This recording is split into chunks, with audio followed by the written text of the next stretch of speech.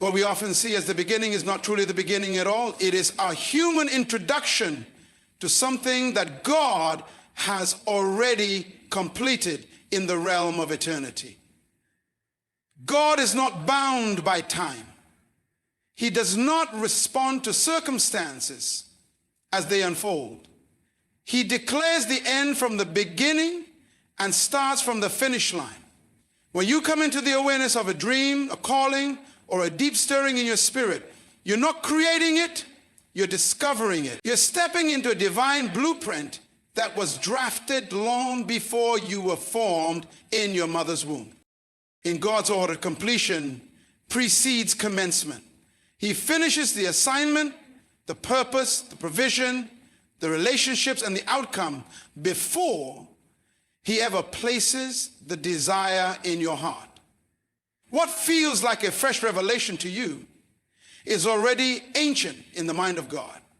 That's why your confidence should not be rooted in your own strength or timing, but in the certainty that you're walking in something that has already been settled in heaven.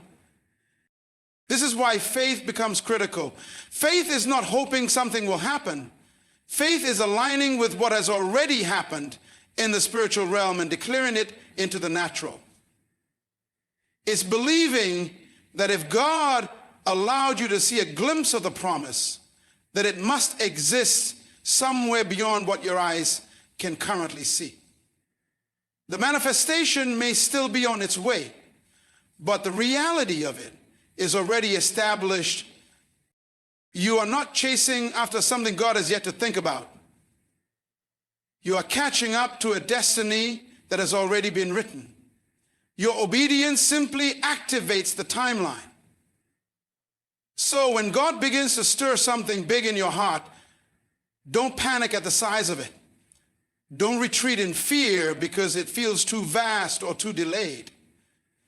Remember, you are not starting from scratch. You are stepping into something finished. Your job is not to invent the future. Your job is to walk boldly into what God has already prepared.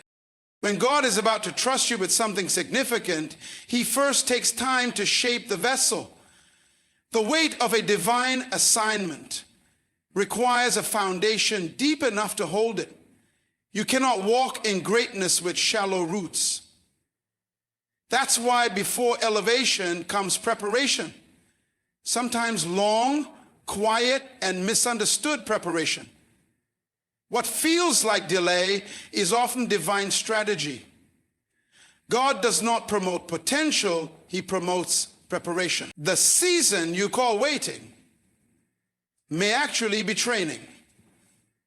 He's not punishing you, he's preserving you. Every great assignment demands a depth of character, wisdom, and endurance that shortcuts cannot provide. You cannot carry the weight of destiny with an untested heart.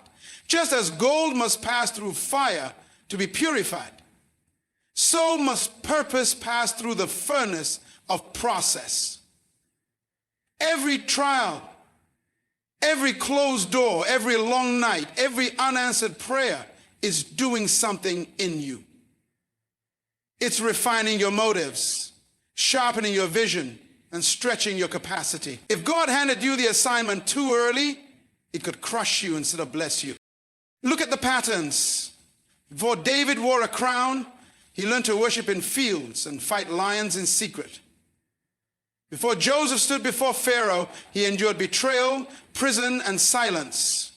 Before Jesus performed miracles, he spent 30 years in obscurity. Time in hidden places never wasted in the kingdom. God uses it to remove what doesn't belong, to add what's missing, and to ensure that when the opportunity arrives, you are not just available, you are ready. We often pray for elevation, but we underestimate what it costs. A big assignment isn't just about public success. It's about private discipline. God enlarges your responsibility only after he has enlarged your maturity. So if the preparation is long, take heart. It's only because the assignment is great. When God gives you a vision, it is not just an idea or a dream. It is confirmation that something already exists in the unseen realm. God never shows you what cannot be done. He only reveals what he has already made possible. The vision is not a fantasy. It is evidence. It is proof that the provision, the people, the resources, the timing, and the doors have already been accounted for in heaven. You may not see them yet, but they are there, waiting to be activated by your faith and your obedience. Vision is heaven's announcement that your future has already been planned. God does not tease us with purpose. He reveals it to prepare us to walk into what is already secured. When you receive a vision, you're not just seeing forward, you're being invited to participate in something eternal. That picture in your spirit, the burden that won't leave, the dream that keeps resurfacing, these are not accidents. They are divine assignments disguised as desires. You don't need to have all the answers to begin. You just need to trust that if God showed it to you, he will also sustain you through it. Too often, people wait to move until they see the provision first. But in the kingdom, provision follows vision, not the other way around. God reveals the vision to those who are willing to move in faith, to trust that what they need will meet them on the journey. Abraham didn't see the ram until he climbed the mountain. The Israelites didn't see the Red Sea part until they stepped forward. The widow didn't see the oil multiply until she started pouring. Vision will stretch you because it always exceeds your current capacity. That's intentional. It forces you to rely on the source rather than the scene. It teaches you that God is not limited by your bank account, your background, or your connections. What he initiates, he completes. What he reveals, he funds.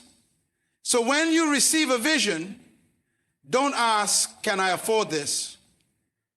Ask instead, did God show me this? Because if he did, then every need has already been factored into the plan.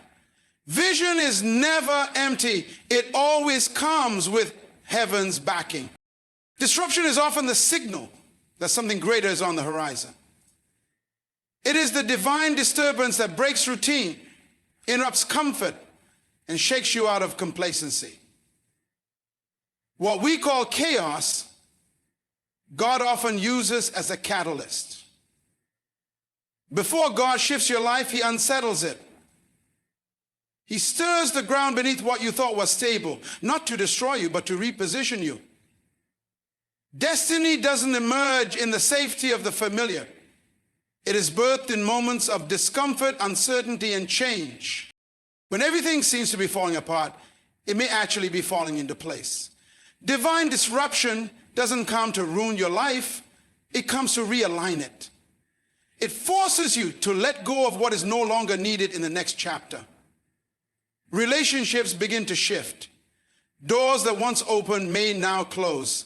And what used to satisfy no longer fits.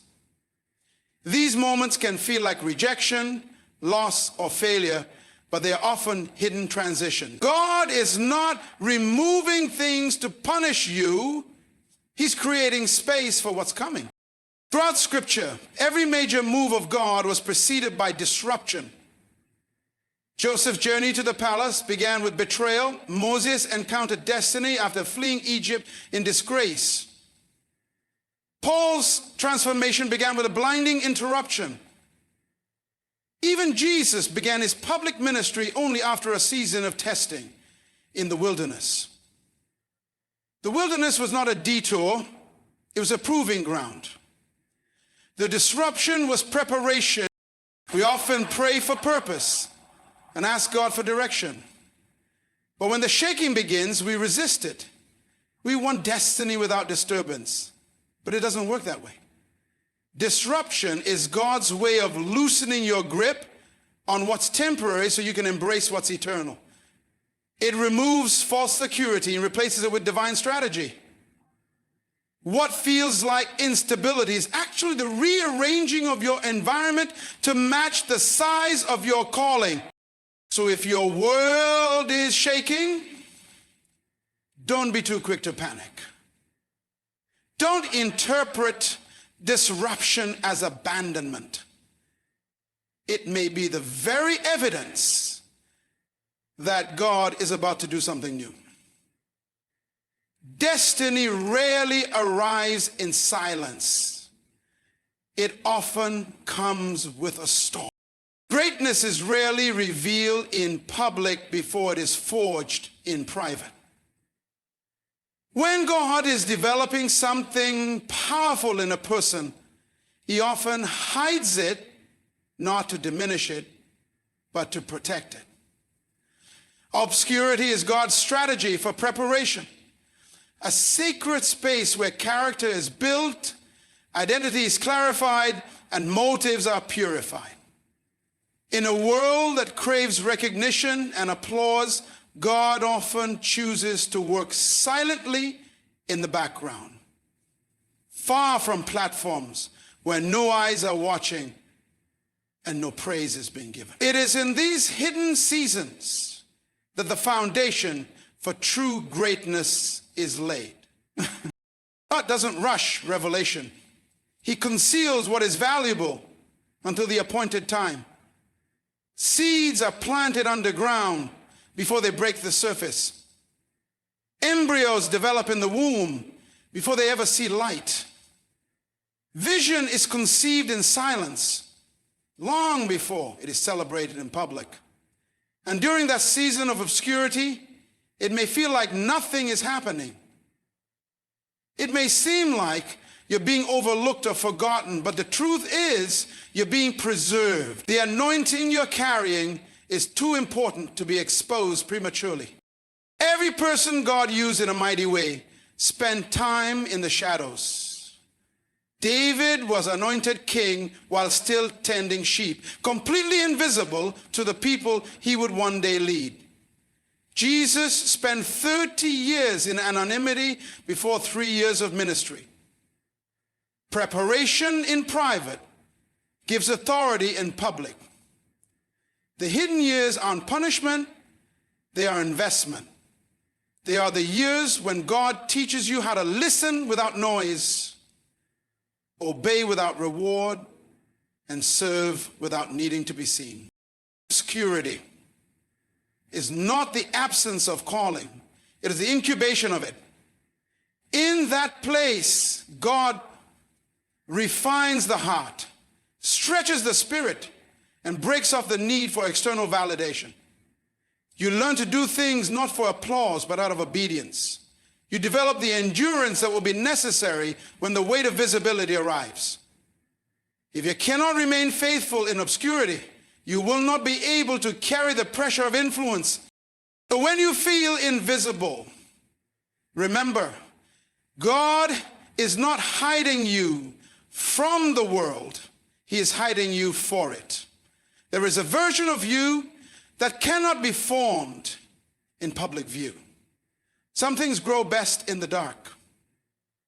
When the time is right, he will reveal what he has refined, and the world will see what heaven already knew. The moment you begin to walk in purpose, pressure will follow. This is not a sign that you're on the wrong path. It's confirmation that you're moving in alignment with something eternal.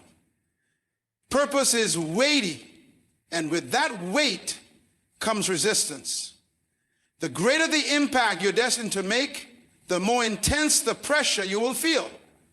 It doesn't come to break you. Just as muscles grow through resistance, so does spiritual strength through the challenges that purpose attracts. Pressure exposes what's inside of you. It reveals both your weaknesses and your hidden strength. It demands growth, demands focus, demands discipline. When you carry divine assignment, you become a target, not just for spiritual opposition, but for distraction, discouragement, and doubt. That's why many people abandon purpose when the pressure rises. They assume that difficulty means disapproval. But in the kingdom, resistance is not rejection, it's refinement. The pressure that comes with purpose is part of the process that prepares you to sustain it. Nothing of significance is birthed without pressure. Diamonds are formed under intense compression. Oil is pressed from olives. Even childbirth requires pressure before the promise is delivered. So when pressure shows up in your life, don't curse it. Learn to discern it. God often uses pressure as the proving ground of faith, the classroom of endurance, and the doorway to promotion. It stretches your capacity and enlarges your understanding of His strength in your weakness. The pressure isn't just external, it's internal. The weight of responsibility, the tension between obedience and fear, the burden of a vision that seems too big for your current reality. This too is pressure. But it is holy pressure. It's the kind that pushes you to pray deeper, trust harder, and move bolder. It keeps you from becoming comfortable, from settling for less than you were born to do. Don't mistake pressure for punishment. It is a companion of purpose. The pressure you feel is not random. It is prophetic. It's a sign that what you carry matters. You are being shaped, stretched, and strengthened for something that will require everything God has placed inside you. And when you feel like you're being crushed, remember that God never allows pressure without purpose. So as you stand on the edge of what God is about to release in your life, remember this. You're not stepping into something random. You're stepping into something prepared. The vision in your heart, the weight on your shoulders, the pressure you feel, the obscurity you've endured, and the disruptions that have shaken your world, they're all divine clues that something big is unfolding. God does not waste time, and He certainly does not waste people. Every delay had a purpose. Every quiet season had a reason. Every trial was training. And what's coming is not just for your benefit, it's for His glory. When God is about to give you something big, He doesn't just prepare the blessing, He prepares you. So don't shrink back. Don't doubt the process. Don't despise the pressure. Stand firm, stay faithful, and walk boldly into the fullness of your calling. Because what God is about to release through you is not small and it's not ordinary. It's kingdom and it's significant. You were born for this.